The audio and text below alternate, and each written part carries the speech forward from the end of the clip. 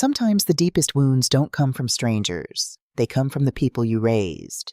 On June 3rd, 2024, while I lay in a hospital bed recovering from a stroke, my 2 children flew to Paris and charged $4,287 to my credit card. While I was learning to walk again, they were sipping champagne under the Eiffel Tower. My name is Lindsay Dalton. I'm 68 years old. And when I found out, I didn't cry. I smiled.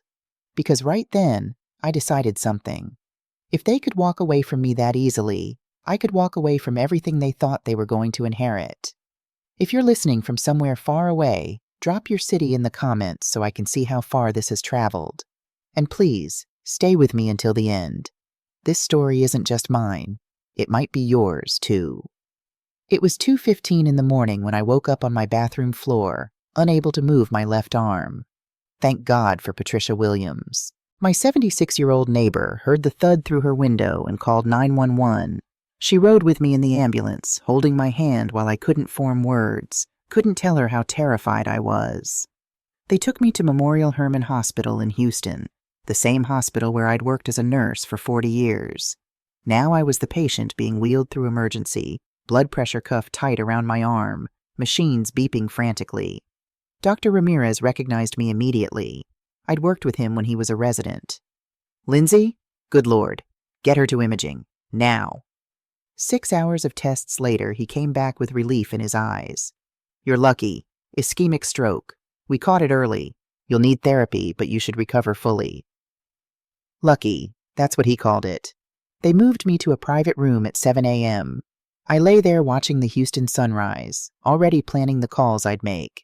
My son Terrence first, 42, CPA, lives in Sugar Land with his wife Nicole and my grandkids Maya and Jordan. Then my daughter Keisha, 39, teaches 3rd grade, lives close by. I raised them both alone after their father died. David Dalton lost his battle with colon cancer in 2010.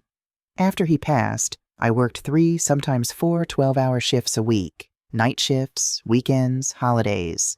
Came home with swollen feet and an aching back, collapsed into bed, did it all again. For years.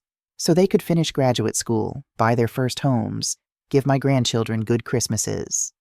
At 8:30 a.m., I called Terrence. Voicemail. Terrence, honey, it's Mom. I'm in the hospital. Memorial Hermann. I had a stroke last night, but I'm okay. Can you call me? I'd really like to see you. I called Keisha.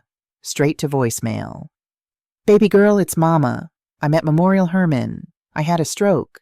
I'm all right, but I'm scared and I'd love to see your face. Call me. Love you. By noon, neither had called back. The nurses came and went. One of them was Jasmine, late 20s with kind eyes. She remembered me from a hospital reunion. Your family coming by? She asked while checking my blood pressure. I called them this morning. They're probably just busy. Something flickered across her face. Pity or recognition. But they didn't come. Not that day. Not the next. Not the day after that. I watched other patients' families fill the halls. The man next door had visitors all day. Wife, kids, grandchildren laughing through the wall. The elderly woman across from me got fresh flowers every afternoon from her daughter. Me? I had Patricia. She came every day with magazines and pound cake from church. She never asked about my children. Maybe she could see the answer in my face. On the 3rd night, lying there in the dark, I finally let myself think it. They're not coming. They knew where I was. I'd left messages. The hospital had called them, and they'd chosen not to come. I cried into my pillow that night. 68 years old, crying like a child, grieving not for what I'd lost, but for what I'd never had. And then, in that emptiness, a question formed. If they didn't care enough to visit, what else didn't they care about? Day 4, Dr. Ramirez was pleased with my progress. My speech was clearer, the weakness improving. Jasmine came in at 8:30 looking uncomfortable. Mrs. Dalton, she hesitated. I don't know if I should say anything. My stomach tightened. What is it? She pulled out her phone. I was on Instagram last night and the algorithm showed me. I'm sorry. Maybe I shouldn't. Show me. She turned the screen toward me. Keisha, my Keisha, standing in front of the Eiffel Tower, arms spread wide, huge smile. Red dress I'd never seen. Caption, Dreams do come true. Hashtag Paris, hashtag family vacation, hashtag living my best life. Posted June 4th, the day after I called her from the hospital. There's more, Jasmine said softly. Terrence at the Louvre. Posted June 5th. Keisha's kids eating crepes. Posted June 4th. A group shot. Terrence, Nicole, Keisha, all 4 grandchildren outside a restaurant. Posted yesterday. Hashtag family time. Hashtag making memories family time. They were all there, together, without me, while I was lying here. Jordan holding ice cream. Maya in a beret. Everyone smiling. They looked complete, like nothing was missing. I thought maybe they'd called and told you about the trip, Jasmine said gently. No, they didn't mention it. After she left, I scrolled through the photos. They'd left June 3rd, the same day I had my stroke. Had they already been planning this? Or gotten the news and decided to go anyway? I didn't know which was worse. The rest of the day passed in a haze. I smiled at Patricia's visit and didn't mention what I'd seen. That night, alone, I let myself feel something I hadn't since David died. Anger. Cold, hard anger that settled into my bones. I thought about every sacrifice, every extra shift when my feet screamed, every Christmas I'd spent my last dollar, every tuition payment, every down payment I'd helped with. I thought about David and how disappointed he'd be. I reached for my journal and began to write. June 6th, 2024, Day 4. Found out Terrence and Keisha are in Paris. Have been since June 3rd, the day I had the stroke. They know I'm here. They chose not to come. They chose Paris instead. I paused. Maybe the question isn't what I did wrong. Maybe it's what they chose, and what I'm going to choose now. In the darkness, I made a decision. When I got out of this hospital, I was going to start asking questions, looking at bank statements, checking things I'd always trusted them to handle. Because if they could lie about where they were, what else had they been lying about? Dr. Ramirez discharged me June 9th. Continue the blood thinners, keep up with PT, follow up in 2 weeks. Any dizziness, numbness, trouble speaking, call 911 immediately. Patricia picked me up at 10 a.m. We didn't speak much during the 20-minute drive back to Houston Heights. We turned onto Ashland Avenue, and my heart sank. My grass was 8 inches high, flower beds overrun with weeds. The porch covered in 2 weeks of yellowed newspapers, the mailbox so stuffed that mail spilled onto the ground. When did you last ask someone to check on the house? Patricia asked quietly.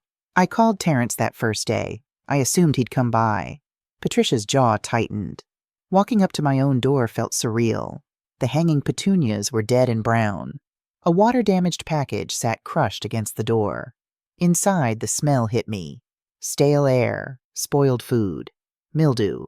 The air conditioning was off, 87 degrees in my own house.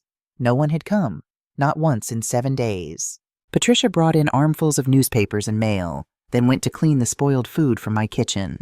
I heard her finding the Tuesday dinner casserole that had been rotting for over a week. I reached for the pile of mail with shaking hands.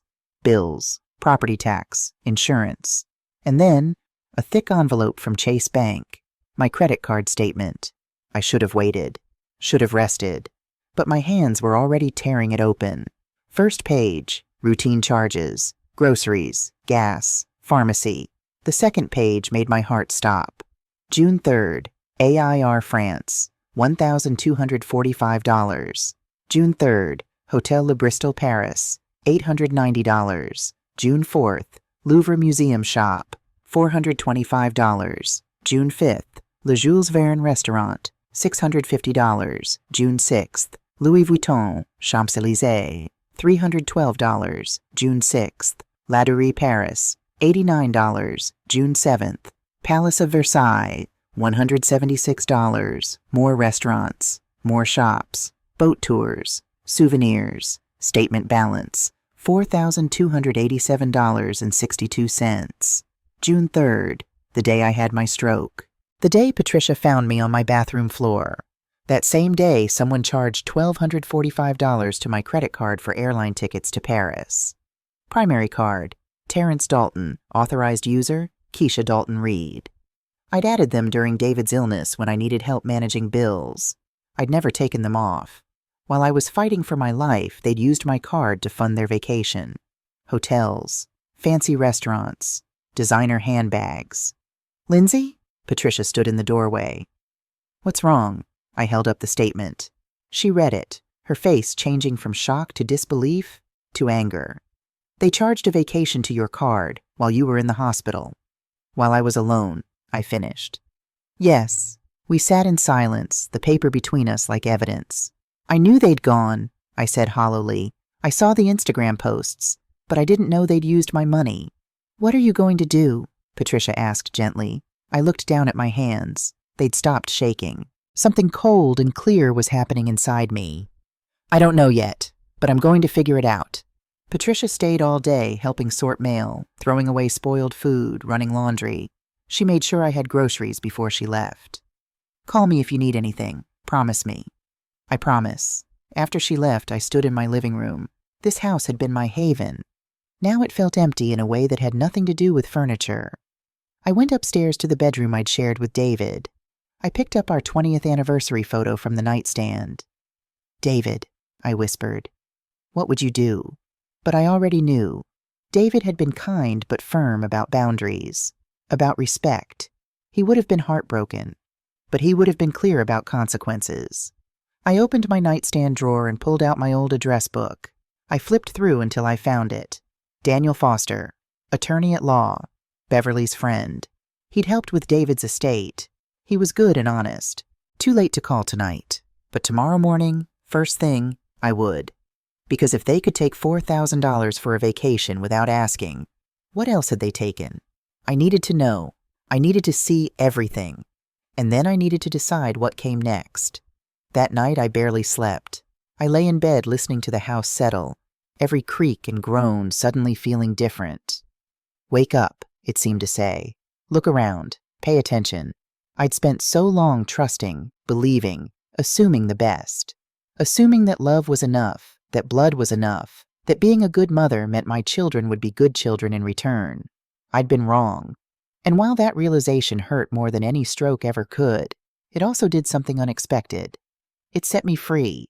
The morning after I got home, I woke at 6 a.m. with my mind already racing. My body was still healing, still weak, but my thoughts were sharp and clear in a way they hadn't been in years. I made coffee and sat at my kitchen table with the credit card statement spread in front of me. In the early morning light, the numbers looked even worse.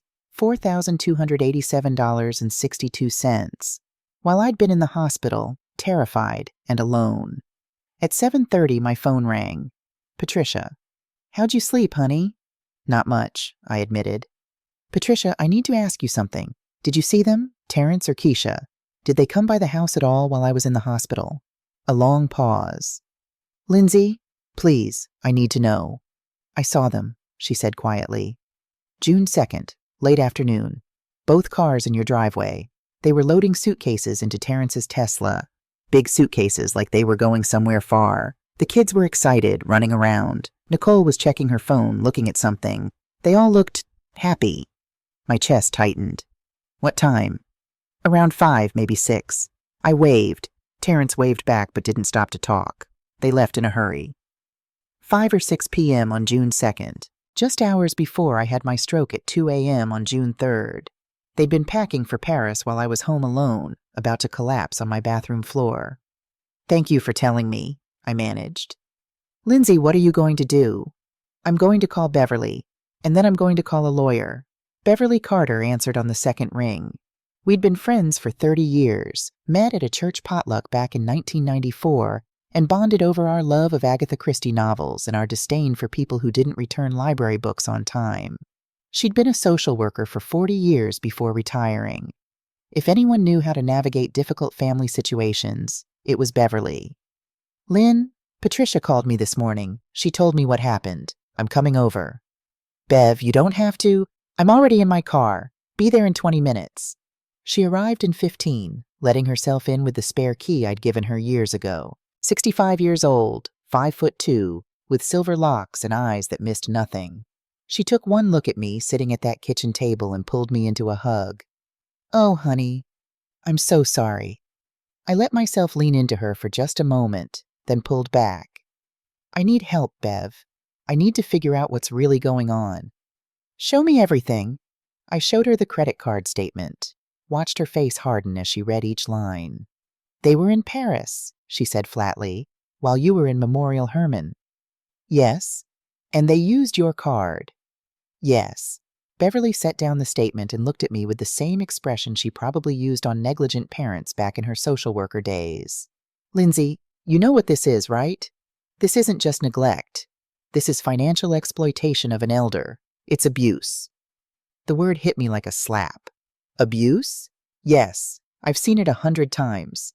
Adult children with access to their parents' money, taking advantage. Usually it starts small. A tank of gas here, a grocery run there. Then it escalates.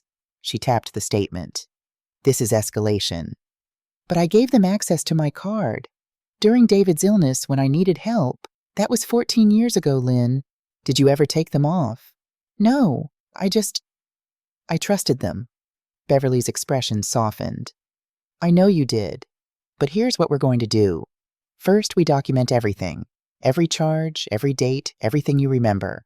Second, we check all your other accounts. Third, we call Daniel Foster. I was planning to call him this morning. Good. But Lynn, before you do, are you sure you want to go down this road? Once you start asking questions, once you start looking into things, you can't unsee what you find, and it might be worse than you think. I thought about those Instagram photos, about my grandchildren eating crepes in Paris while I lay in a hospital bed, about 7 days of silence. I'm sure. Beverly pulled out her phone. Then let's get started. Beverly helped me organize everything methodically. We created folders, one for each account, one for property documents, one for insurance. She brought her old case file system from her social worker days. Documentation is everything, she said. If this goes legal, we need a paper trail. We started with my credit cards. I had 2, the Chase card Terrence and Keisha had access to, and a Capital One card that was mine alone. Beverly logged into my accounts while I watched. The Chase card history went back 6 months. We printed it all. January through May looked normal. Occasional charges from Terrence, gas, groceries, a few restaurant meals. Nothing excessive. Keisha used it less, maybe once or twice a month. Then June 3rd. The day everything changed. But as we kept scrolling back through the statements, Beverly's finger stopped on a line from April. Lynn, what's this? April 17th. Frost Bank, $2,000. Cash advance. I leaned closer. I don't know. I didn't take out cash. Who else has access to this card? Just Terrence and Keisha. Beverly highlighted it. We need to ask about this. We found 2 more. March 8th, $1,500 cash advance. February 22nd, $1,200 cash advance. $4,700 in cash advances I hadn't known about. Before the Paris trip. This has been going on for months, Beverly said quietly. My hands were shaking again. Why would they need cash? That's what we need to find out. We moved to my bank accounts. Checking and savings at Wells Fargo, where I'd banked for 30 years. The checking account looked normal. My pension deposits, Social Security, automatic payments for utilities and insurance. But the savings account made my stomach drop. Balance, $3,847. I stared at the number. That can't be right. What should it be? Around 40,000, maybe 42. I've been saving since David died. Every month I put money away. For emergencies. For the grandkids' college fund. Beverly's jaw tightened. Let's look at the transactions. We pulled up 6 months of history. There, a pattern of withdrawals. Always on the first of the month. Always $2,000. Always labeled transfer to external account. January 1st, $2,000. February 1st, $2,000. March 1st, $2,000. April 1st, $2,000. May 1st, $2,000. June 1st, $2,000. $12,000, Beverly said. Gone in 6 months. Where's it going? I clicked on one of the transfers, external account ending in 7843. That's not my account number, I whispered. Beverly pulled out her phone. I'm calling Daniel Foster right now.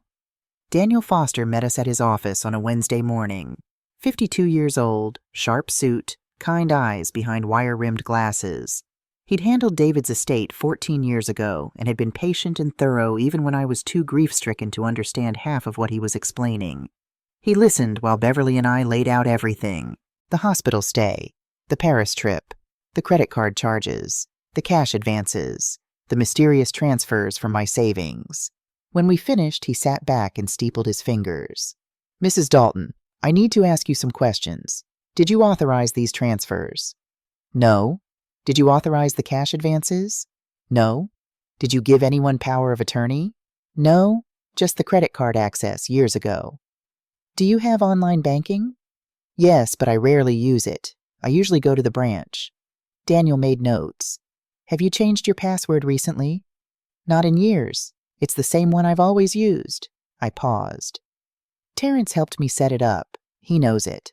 Daniel's pen stopped moving. He looked up at me. "Mrs. Dalton, I need to check something. Can you give me authorization to pull your credit report and check property records?" "Of course. Why?" "Because if they have your passwords and your credit card information, they might have more access than you realize." It took him 3 days to get the reports. He called me on Saturday morning.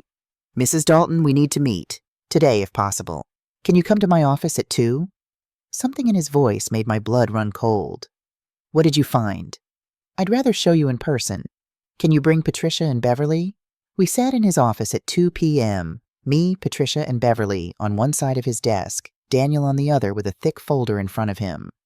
"I'm going to be direct," he said. "What I found is serious, potentially criminal." My mouth went dry. "What is it?" He opened the folder and pulled out a document. "This is a copy of a loan application filed with Frost Bank 18 months ago, December 2022. The loan amount was $150,000. "I didn't take out a loan." "I know, but according to this, you did. Your signature is on the application. Your house at 847 Ashland Avenue is listed as collateral." The room tilted. Beverly grabbed my hand. "That's not my signature," I managed. Daniel pulled out another document, my mortgage papers from 1992. "This is your signature from when you and David bought the house. And this," he placed them side by side, "is the signature on the loan application. They're not the same." Patricia leaned forward, squinting at both documents. "They're similar, but the way the L curves, it's different." "Exactly," Daniel said. "This is forgery. Someone forged your signature to take out a loan against your house." "Who?" But I already knew the answer. "The loan was approved to Terrence Andrew Dalton. The bank statements show deposits were made into an account in his name. The loan was for a business venture, TD Financial Consulting LLC. Terrence's business, the one he'd started 2 years ago, the one he'd been so excited about. He'd used my house as collateral, without asking, without telling me." "How much does he owe?" I asked. Daniel's expression darkened. "The loan had a 24-month term. Payments were due monthly. According to the records, he's made exactly 3 payments. The loan is currently in default. The total owed, with penalties and interest, is now $178,000. 178, I couldn't breathe. "The bank sent notices to your address. Did you receive them?" I thought about all the mail that had piled up while I was in the hospital. I don't know. I might have. I might have thrown them away thinking they were junk mail." "They filed for foreclosure," Daniel said quietly. "If this isn't resolved in 30 days, they can take your house." The room went silent except for the ticking of the clock on Daniel's wall. My house. The house David and I bought. The house where we raised our children. The house I'd nearly died trying to keep. Terrence had bet it all on his business and lost, and never told me. "What do I do?" My voice sounded small, broken. Daniel leaned forward. "First, we file a police report for forgery and identity theft. Second, we contest the foreclosure. If we can prove you didn't sign those documents, the loan is fraudulent. Third, we protect your remaining assets immediately. New bank accounts, new credit cards, everything in your name only." "Will I lose the house?" "Not if I can help it. But Mrs. Dalton, I need to ask, do you want to pursue criminal charges against your son? Because that's where this is heading." I looked at Beverly and Patricia. Patricia's face was set in angry lines. Beverly squeezed my hand. "I need time to think," I said. You have 30 days before the foreclosure is final. I'd recommend acting quickly. We left the office in stunned silence. Patricia drove us back to my house. None of us spoke until we were sitting in my living room. $178,000, I finally said. He stole my house. Not yet, Beverly said firmly. We're going to fight this. But what if I lose? What if the bank— Then you sell, Patricia said bluntly. You sell the house before they can take it. You take whatever equity is left and you start over. This is my home. Home is where you're loved and respected, Beverly said. This house? These are just walls. Your children turned it into something else. They turned it into collateral, into something they could use. I looked around the living room. 32 years of memories. David proposing right there by the fireplace. Terrence taking his first steps on that rug. Keisha's 16th birthday party in this room. But Beverly was right. They'd changed what this place meant. They'd turned my sanctuary into currency. I want to see everything, I said. Every account, every document, every charge. I want to know exactly what they've done. Beverly nodded. That's going to take time, maybe a week to pull it all together. Then we have a week, because when they get back from Paris, when they come here expecting everything to be the same, I want to know exactly what I'm dealing with. What are you going to do? Patricia asked. I thought about those Instagram photos, about the credit card charges, about my forged signature on loan documents, about 7 days alone in a hospital bed. I'm going to protect myself, I said, whatever that takes. Beverly moved into my spare room temporarily. You need someone here, she insisted, and I need to help you organize all this. We spent the next week in what Beverly called war room mode. My dining room table disappeared under stacks of documents, bank statements, credit card bills, loan papers, property records. We printed everything, organized everything, cross-referenced everything.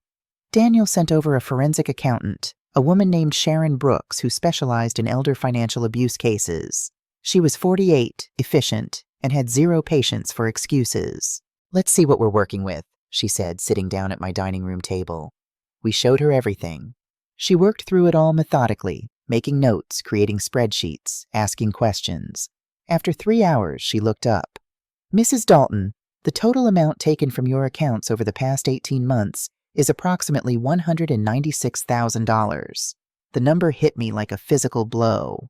That includes, Sharon continued, the $150,000 loan, the $12,000 in unauthorized transfers from your savings, the $4,700 in cash advances, the $4,287 for the Paris trip, and various other charges I found going back to January of last year. Small things, mostly. $200 here, $500 there. It adds up. $196,000, I repeated. Yes, and that's not counting the interest and penalties on the defaulted loan, which brings the total exposure to over $220,000. I'd worked for 40 years. 40 years of 12-hour shifts and aching feet and sacrifice. And in 18 months, my children had taken, or obligated me for, over $200,000. What are my options? I asked. Sharon looked at Daniel, who nodded. Option 1, Sharon said. You file criminal charges, forgery, identity theft, elder financial abuse. You prosecute. If convicted, Terrence could face prison time. You'd likely recover some assets, but it's a long, messy process. Option 2? You sell the house yourself before the bank forecloses. You use the equity to pay off the fraudulent loan and protect yourself from further legal action. You walk away and lose my home. You keep your freedom and your dignity, Daniel said quietly. Mrs. Dalton, if the bank forecloses, you get nothing. If you sell, you walk away with whatever equity is left after paying off the loan. Based on current market value, that's probably around $110,000. Option 3? I asked. Sharon and Daniel exchanged glances. You confront them, Sharon said. You present them with everything we've found. You give them a choice. They pay back what they've stolen, or you prosecute. But Mrs. Dalton, I'll be honest. In my experience, when family gets to this point, confrontation rarely results in repayment. It usually just leads to option 1 or 2. I sat back, overwhelmed. Beverly put her hand on my shoulder. You don't have to decide today. Yes, I do. They get back from Paris in 4 days. And when they do, they're going to come here expecting everything to be normal, expecting me to welcome them with open arms and forget about what they've done. Patricia snorted. Over my dead body. I looked around at these 3 women, Beverly, Patricia, Sharon, who'd dropped everything to help me. Women who barely knew me or had known me for decades, but who'd shown up, who'd cared. And I thought about my children, the ones I'd raised, the ones I'd sacrificed for, the ones who'd left me on a bathroom floor and flown to Paris. I want to sell the house, I said. Beverly squeezed my shoulder. Are you sure? No, but I'm sure I can't stay here. Not anymore. This house, it's tainted now. Every room reminds me of what I thought I had and what I actually have. I can't live with that. Daniel nodded. I'll call a realtor I trust. Monica Shaw. She's fair and fast. She can have this place listed by next week. I want to move before they get back, I said. I want to be gone. I want them to come here and find nothing. Where will you go? Patricia asked. I thought about it. Somewhere new. Somewhere without memories. Somewhere I could breathe. Galveston, I said suddenly. My mother used to take me to Galveston when I was little. We'd walk on the beach and look for shells.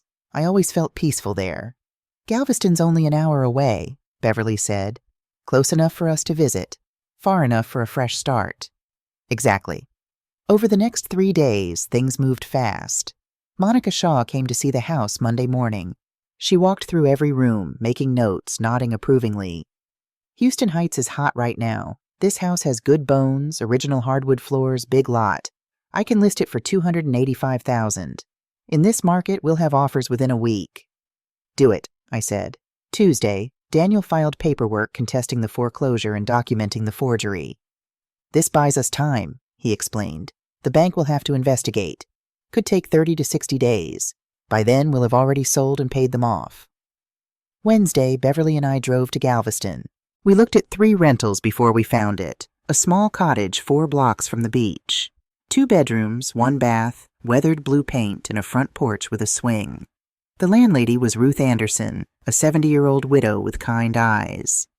I lost my husband 2 years ago, she said. I know what it's like to start over. First month is normally $2,000, but for you, I'll do $1,500. Rent to own if you decide you like it here. I'll take it, I said. Thursday, men from Patricia's church helped me pack. Reverend Thompson himself showed up with his son. They loaded boxes, wrapped furniture, dismantled beds. They worked for 6 hours and refused to take a penny. You've served this community for 40 years, Reverend Thompson said. Let us serve you now. By Thursday night, most of my belongings were in storage or in a U-Haul heading to Galveston. I kept only what mattered. David's watch, my mother's quilt, the family Bible, my journals, and enough clothes and furniture to start over. I stood in my empty living room that night and felt lighter, like I'd been carrying a weight I hadn't even known was there, and now it was gone. You ready? Beverly asked. She'd driven her car separately to follow the U-Haul. Almost. One more thing. I pulled out a piece of paper and an envelope. I'd written the letter that afternoon while the movers worked around me. Short, clear, factual. I read it one more time. Terrence and Keisha, while you were in Paris, I discovered the loan you took against my house. $150,000. My forged signature. The credit card charges. The transfers from my savings. All of it. The house is sold. The loan will be paid from the proceeds. The remaining money is in a trust you cannot access. My will has been changed. Every penny goes to charity and the church. You stole $200,000 from me. But more than that, you stole my dignity, my trust. 7 days I lay in a hospital bed waiting for you. You're not welcome in my new home. Don't look for me. Don't call. If you need to contact me, go through Daniel Foster, attorney at law. His number is attached.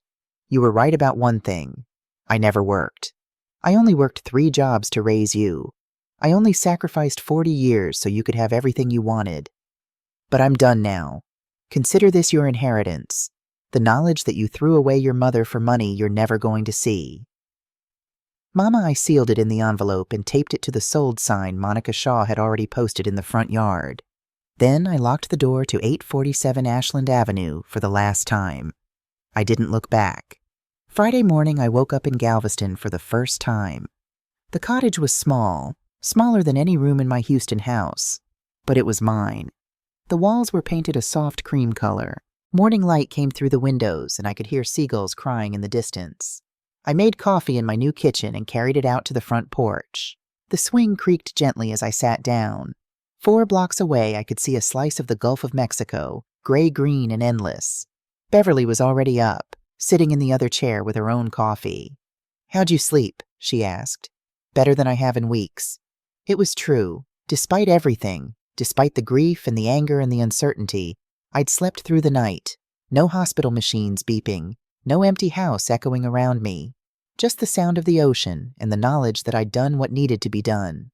My phone sat on the small table between us. Beverly glanced at it. "They land today, don't they?" "Flight gets in at 4:30 p.m. I checked their Instagram that morning, one last time. Keisha had posted a final photo from their hotel. "Last day in paradise, heading home to reality." Reality. They had no idea. "You think they'll go straight to the house?" Beverly asked. "Probably. Terrence lives in Sugar Land, but my house is closer to the airport. They'll want to drop off souvenirs, show me pictures." I took a sip of coffee. "Maybe ask for money to cover their overweight luggage fees." Beverly made a sound that might have been a laugh or a curse. We sat in comfortable silence for a while. Then my phone buzzed.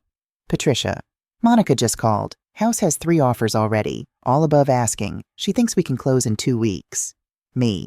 Tell her to take the highest one. I want this done. Patricia. Will do. How are you holding up? Me. Better than I expected. And it was true. I'd expected to feel guilty or scared or even vindictive.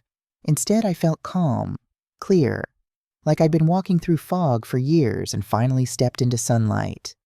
"What do you think they'll do?" Beverly asked. "When they find the letter?" "Terrence will be angry. He'll call Daniel immediately, threaten legal action. He'll think there's a way to fix this, to manipulate his way out of consequences." "And Keisha?" I thought about my daughter, my baby girl who used to climb into my lap when she had nightmares, who'd cried for a week when her goldfish died. "Keisha will cry. She'll call me over and over. She'll text that she's sorry, that she didn't know it had gotten this bad, that she can explain everything. But she can't." "No," I said quietly. "She can't." My phone buzzed again. This time an unknown Houston number. I let it ring. Then it buzzed with a voicemail notification. I didn't listen to it. "That was fast," Beverly said. "They must have gone straight there." I checked the time. 5:45 p.m. They probably landed early, got through customs quick. The phone rang again. Same number. Then a text. "Mom, this is Terrence. Call me immediately." Another text. "Mom, please, what is going on?" Another call. I turned the phone face down on the table. "You're not going to answer?" Beverly asked. "No. Daniel has strict instructions. All communication goes through him. That's what the letter said. They're not going to respect that." "I know, but I will." We sat there as the sun climbed higher and my phone continued to buzz and ring. Terrence called 6 times. Keisha called 4. Text messages piled up. I could see the notifications lighting up the screen even face down. Finally, around 7 p.m., my phone rang with a number I recognized. "Daniel Foster." I answered. "Hello? Mrs. Dalton, I've just had a very intense call with your son." "I imagine so. He's threatening to sue you for the house. He claims you're mentally incompetent, that you had no right to sell without his knowledge, that the loan was legitimate, and you approved it." "What did you tell him?" "That we have handwriting analysis proving forgery, that we have documentation of unauthorized transfers and charges, that he committed multiple felonies, and that if he continues to harass you or make false claims, we'll file criminal charges immediately." "How did he respond?" "He hung up on me. But Mrs. Dalton, I want you to be prepared. This is the point where things might get ugly. He might try to find you. He might show up at Patricia's house looking for information. Patricia knows not to tell him anything." "Good. Your daughter also called. She was less aggressive, more emotional. She kept saying there must be a misunderstanding." "There's no misunderstanding." That's what I told her. I also informed both of them that the house sale will proceed, the loan will be paid from proceeds, and that any remaining equity is in a trust they cannot access. Thank you, Daniel. After I hung up, Beverly said, How do you feel? Sad, I admitted. I thought I'd feel triumphant or vindicated, but mostly I just feel sad. That's because you loved them. Real love doesn't disappear just because people betray you. It just changes shape. We sat on that porch until the stars came out, watching the sky turn from blue to pink to purple to black. And for the first time in 18 months, maybe longer, I felt like I could breathe. Patricia called me Sunday morning. Lindsay, they've been to my house. I sat up straighter on my porch swing. Both of them? Terrence yesterday afternoon. Keisha this morning, about an hour ago. Terrence was aggressive, demanded to know where you were, said I was interfering in family business. I told him I didn't know where you'd gone and that he needed to leave. Did he? Eventually, after I threatened to call the police. Patricia's voice was steel. Keisha was different. She was crying, mascara all down her face. She brought the kids. My heart clenched. Maya and Jordan? Yes. They wanted to see you. Maya was asking why you moved, where you went, if you were mad at them. Lindsay, it broke my heart. What did you tell them? I told Maya that sometimes grown-ups make mistakes and other grown-ups need space. That you love them very much but need time alone. She asked if she could write you letters. I said yes, that I'd make sure you got them. Tears stung my eyes. Thank you. Keisha asked me to give you a message. She said to tell you she didn't know about the loan, that Terrence told her he'd talked to you about it, that you'd approved everything. She said she's sorry about Paris, that it was supposed to be a surprise gift, and Terrence said you'd be fine for a week. Do you believe her? Patricia was quiet for a moment. I believe she believes it. Whether it's true, I don't know. But Lindsay, she's not the one who forged your signature. She's not the one who took out that loan. That was all Terrence. But she benefited from it. She spent my money in Paris. She didn't visit me in the hospital. I know. I'm not saying she's innocent. I'm just saying, maybe there are degrees here. After we hung up, I sat on my porch for a long time, thinking about what Patricia had said. Were there degrees? Was Keisha less guilty because she'd believed Terrence's lies? Or was she equally guilty for not questioning, for not checking, for not caring enough to notice that her mother was being exploited? I didn't have answers. What I did have was a text message that arrived while I was thinking. From Keisha. Mom, please. I know you're getting this. Please just talk to me. I'm so sorry. I didn't know about the loan, I swear. Terrence said you approved it.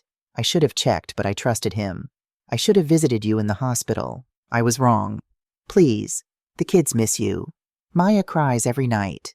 Please just let me see you. My fingers hovered over the keyboard. Part of me wanted to respond, wanted to believe her, wanted to forgive. But then I remembered lying in that hospital bed, watching other families visit their loved ones while I stared at the ceiling alone. I remembered the credit card statement. $4,000 for a vacation while I learned to walk again. I remembered the Instagram photos, the smiles, the hashtags. #blessed. I put the phone down without responding. 3 weeks passed. The house sold. $290,000, all cash, closed in 12 days. After paying off Terrence's fraudulent loan and Daniel's legal fees, I walked away with $112,000. I put it in a trust Daniel set up, per my instructions. Not a penny would go to my children. The trust would fund nursing scholarships at Texas Southern University in David's name. It would go to the Houston Stroke Association. And if there was anything left when I died, it would go to Patricia and Beverly for their kindness. I started settling into my new life. Morning walks on the beach. Volunteer work at the local free clinic 2 days a week. They were thrilled to have an experienced nurse. Weekly dinners with Patricia, who drove down every Thursday. And then, on a Tuesday afternoon in mid-July, 3 weeks after they'd returned from Paris, my doorbell rang. I wasn't expecting anyone. Beverly had gone back to Houston that morning. Ruth was visiting her daughter in Dallas. I looked through the peephole, and my heart stopped. Keisha stood on my porch, and beside her, holding her hand, was Maya. I stood frozen, my hand on the doorknob. Through the peephole, I could see Keisha's face. Older somehow, thinner. She'd lost weight. Her hair wasn't styled the way she usually kept it. She was wearing jeans and a simple t-shirt, not the designer clothes she'd worn in Paris. Maya was in her favorite purple dress. She looked nervous. I could pretend not to be home, could stay silent until they left. But Maya, my grandbaby, she didn't deserve to be caught in the middle of this. I opened the door. Keisha's eyes widened. Mom, how did you find me? I hired a private investigator. I'm sorry. I know you said not to contact you, but her voice broke. I needed to see you, to explain, I don't know, to try. I looked down at Maya, who was staring up at me with wide, uncertain eyes. Hi, Grandma Lindsay, she said softly. My heart cracked. Hi, baby girl. Can we come in? Keisha asked. Please, just for a few minutes. If you don't want to talk to me, I understand, but Maya has something she wants to give you. I hesitated, then stepped back. 5 minutes. They came inside. Maya looked around my small cottage with curious eyes while Keisha stood awkwardly in the middle of my living room. It's nice, Keisha said. The cottage. I can see the ocean from here. What do you want, Keisha? She flinched at my tone. I want to explain. About Paris. About the hospital. About everything. You have 5 minutes.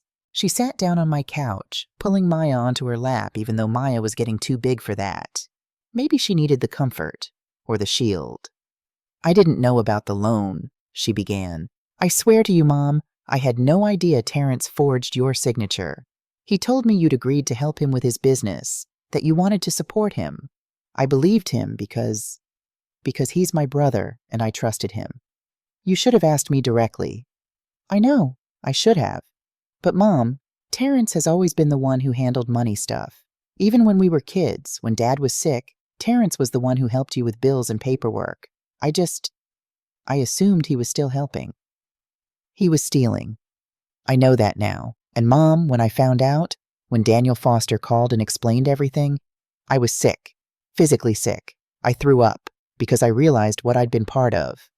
You were part of leaving me in a hospital bed alone for 7 days. Her face crumpled.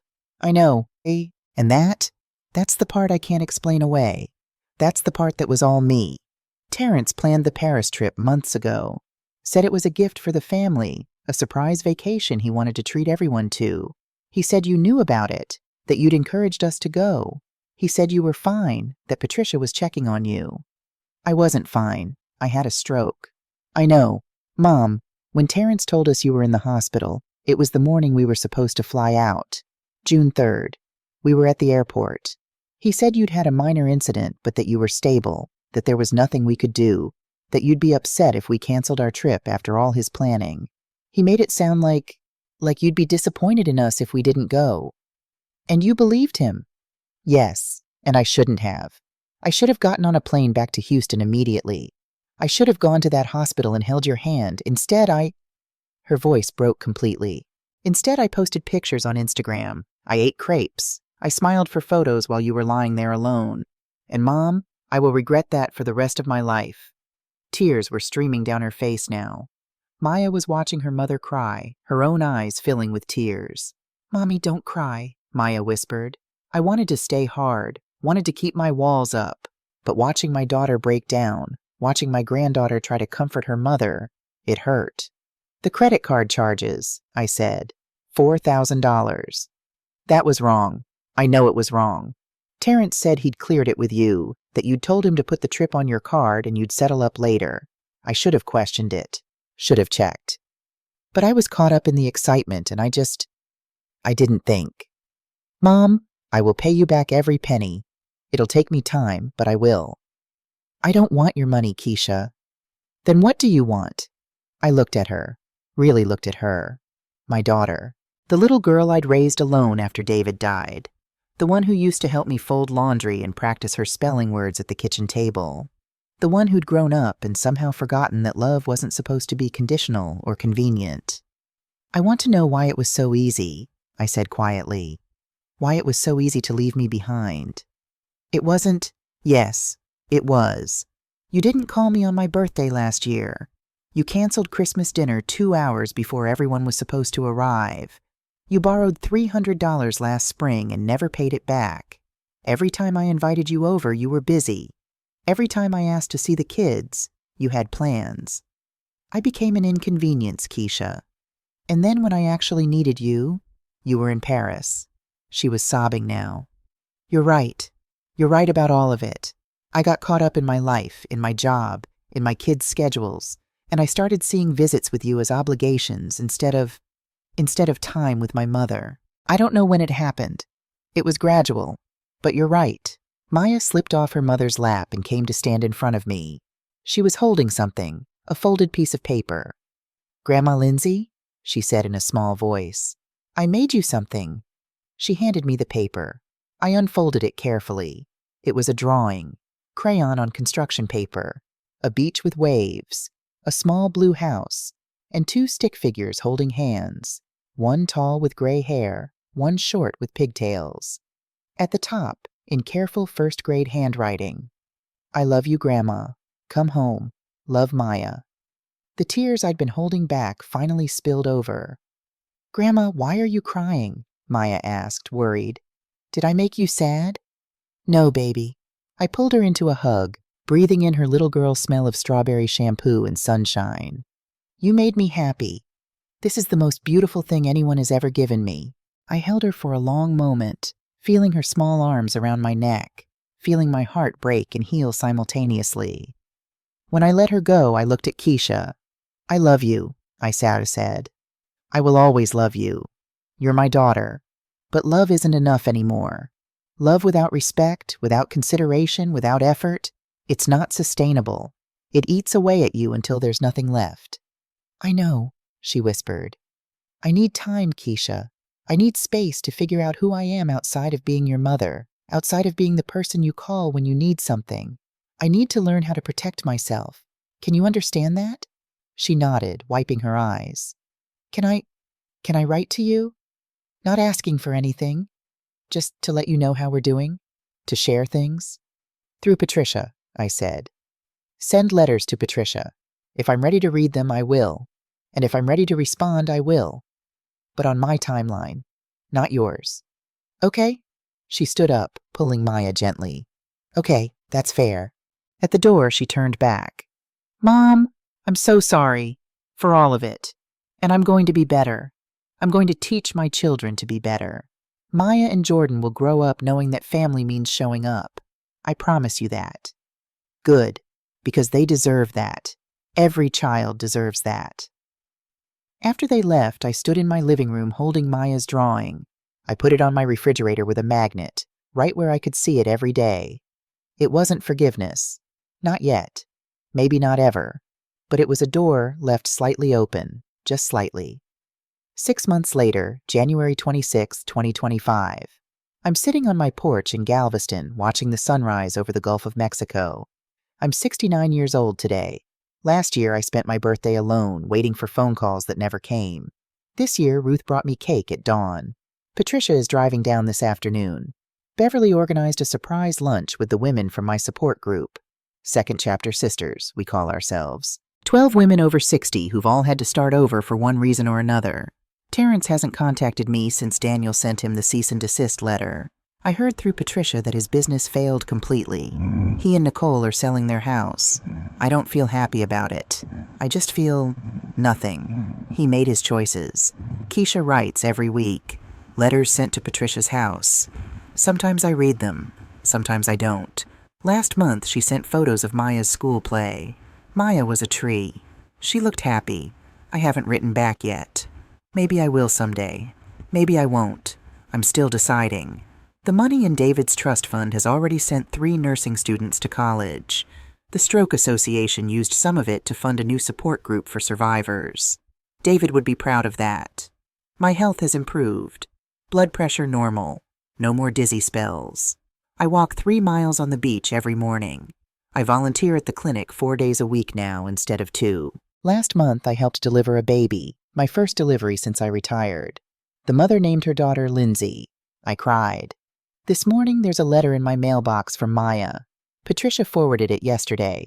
I recognize the careful handwriting. I open it on my porch, the sunrise painting everything gold.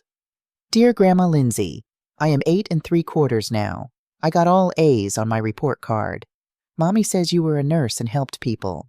I want to be a nurse too when I grow up. Like you. Do you still live by the beach? I remember you. Can I visit sometime? I promise to be good. I miss you. Love, Maya Rose. P.S. Jordan misses you too, but he's only 6, so he doesn't write letters yet. I fold the letter carefully and put it in my journal, the one I've been keeping since I moved here. I've filled almost 3 of them now. Writing helps me process, helps me heal. I pick up my pen and start writing today's entry. I am 69 years old today. Last year, I nearly died alone on a bathroom floor. This year, I am sitting on a porch I chose, in a town I chose, living a life I chose. I lost a house. I lost 2 children in a way. I lost $200,000 and 32 years of memories. But I found myself. I found peace. I found a community of women who show up. I found mornings where I wake up without anxiety. I found the ability to say no, to set boundaries, to choose myself. People ask me if I'm angry. I'm not. I'm sad sometimes. I miss who I thought my children were, but I don't miss who they actually became. If you're reading this someday, if you're in that hospital bed, or on that bathroom floor, or sitting in that empty house wondering how it got this bad, I want you to know something. You are not too old to start over. You are not too tired to choose yourself. You are not too loving to require respect. I gave 40 years. The rest is mine, and mine is beautiful. I close the journal and look out at the ocean. A neighbor child runs past, waving. I wave back, smiling. Not the bitter smile of revenge, not the sad smile of regret, just the genuine smile of a woman who finally learned that sometimes the greatest act of love is knowing when to let go. The sun climbs higher, the waves keep rolling in, and for the first time in my 69 years, I know exactly who I am. I am Lindsay Dalton. I am enough, and I am free. If this story touched you, please share it, because somewhere, someone needs to hear that it's okay to choose yourself, that it's okay to walk away, that it's never too late to reclaim your life. Drop your city in the comments and let me know where this story reached you. And to everyone who's ever felt invisible, forgotten, or taken for granted, I see you. Your story matters, and you deserve better.